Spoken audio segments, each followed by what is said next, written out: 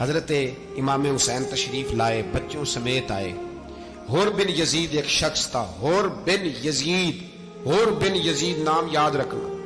حور بن یزید ایک مختصر سا لشکر لے کے اس نے امام حسین کو ایک جگہ پہ روکا، پھر دوسری جگہ پہ روکا، بالآخر تیسری جگہ پہ روکا تو امام حسین نے فرمایا جگہ کون سی ہے؟ کہا حضور کرب و بلا۔ فرمایا بس یہی خیمے لگا دو، یہی۔ حضرت سیدہ زینب نے پوچھا امام حسین سے کہ سارے زمانے نے روکا ہے، ٹھیک ہے آپ حق پہ ہیں، یہ بھی سب نے کہا ہے آپ حق پہ ہیں، پر روکا بھی سب نے، آپ روکے کیوں نہیں؟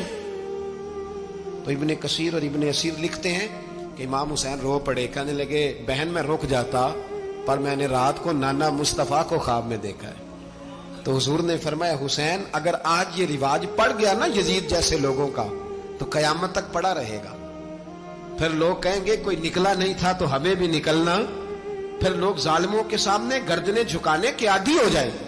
میں کہتا رہتا ہوں، کہہ رہا ہوں، کربلا کی جنگ کفر اسلام کی جنگ نہیں، کفر اسلام کی جنگ نہیں کربلا کی، کیونکہ یزید تو بڑا پکا نمازی تھا، خطبہ دیتا تھا وہ تو۔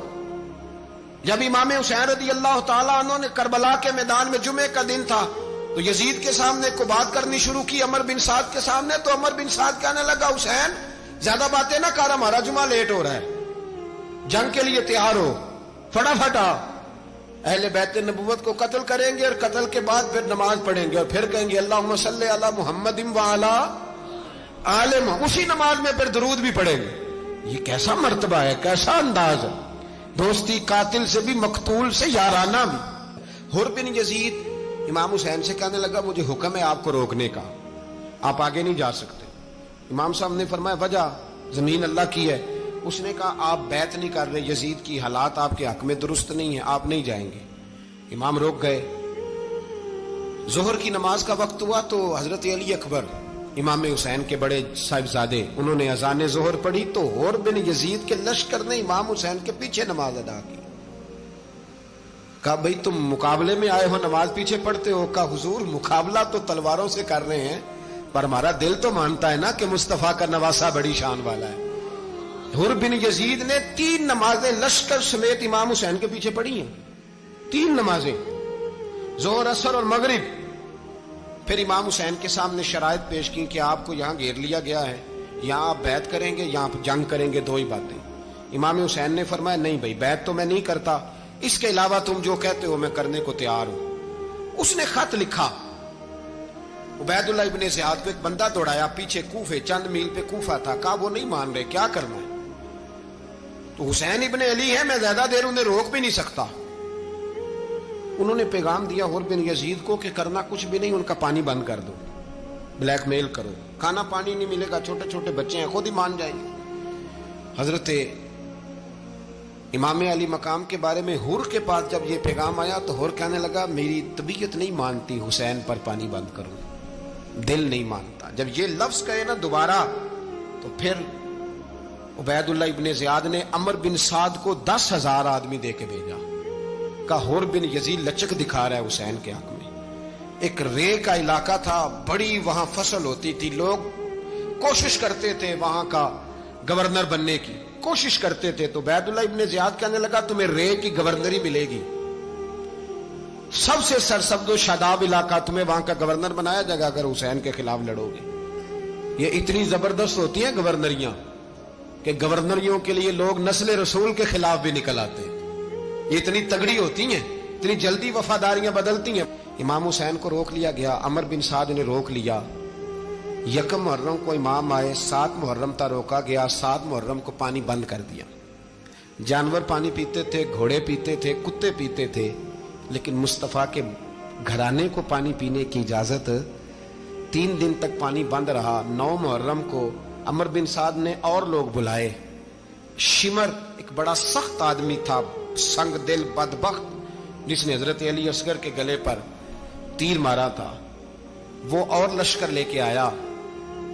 رات کو کہنے لگا امام حسین رضی اللہ تعالیٰ عنہ سے کہ بس بڑا ہو گیا، یہ 9-10 محرم کی درمیانی رات، یا آپ جنگ کریں گے یا آپ بیعت کریں گے، 2 ہی باتیں۔ امام حسین اندر گئے، سیدہ زینب سے مشورہ کیا، باہر آئے، فرمایا بات وہی ہے جو پہلے دن والی ہے۔ او بھائی بچے ساتھ ہو، सहरा का इलाका हो, तपती हुई रेत हो, इतने कठिन और सख्त हालात, चारों जानब मौत ही मौत, दूर दूर तक अपनों का नामो निशान कोई नहीं, और अकेले फैसला करने वाले इमाम हुसैन, बाकी सारे बच्चे हैं या औरतें, सारे बड़े अकेले।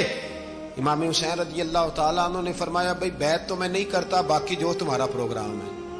शिमर और इब्ने साद कहने लगे फिर जंग के लिए तैयार हो जाएं। क्या अंदाज है इमाम हुसैन का। फरमाने लगे कल जंग करूंगा, मुझे पता तो है जंग का नतीजा क्या निकलना है, एक रात मुझे दे दो ताकि मैं खुल के अपने रब की इबादत तो कर लूं।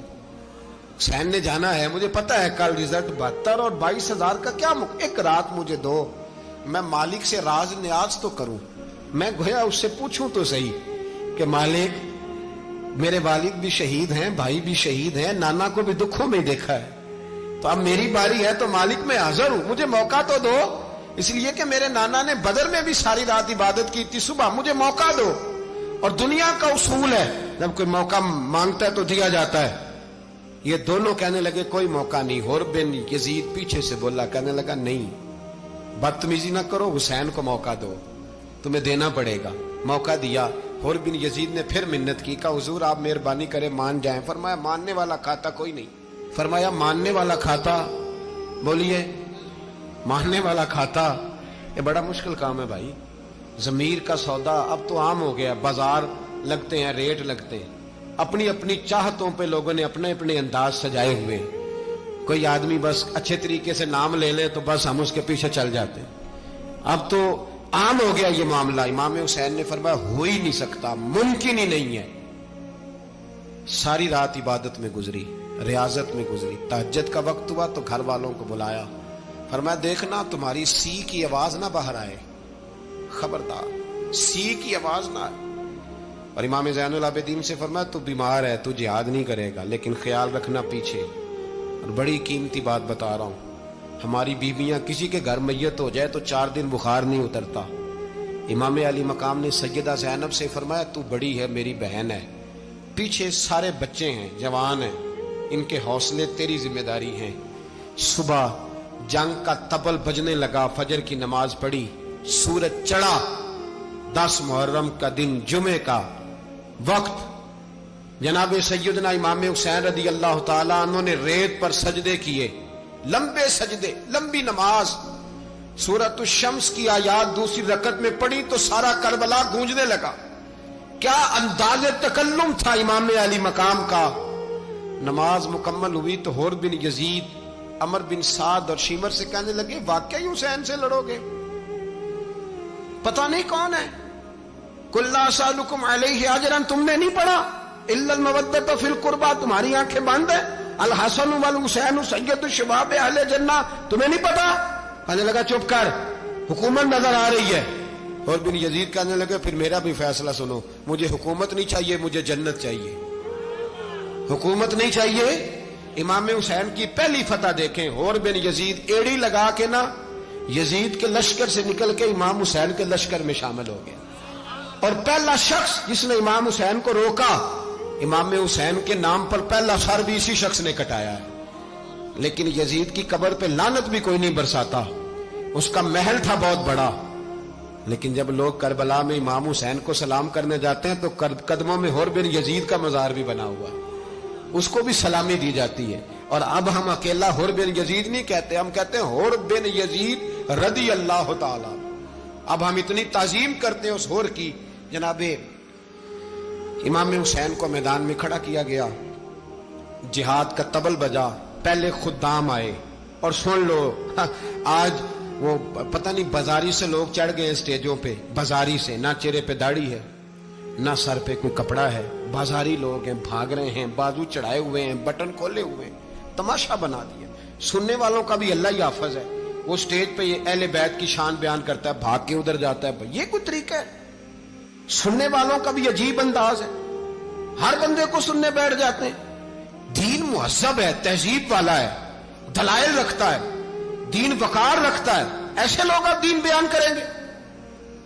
हजरत सैयदना इमाम हुसैन रज़ी अल्लाह ताला अन्हु सुबह जब जिहाद का वक्त आया, पता है कौन कौन थे करबला में? امام حسین کے ساتھ امام حسین کے 4 بھائی تھے کربلا میں.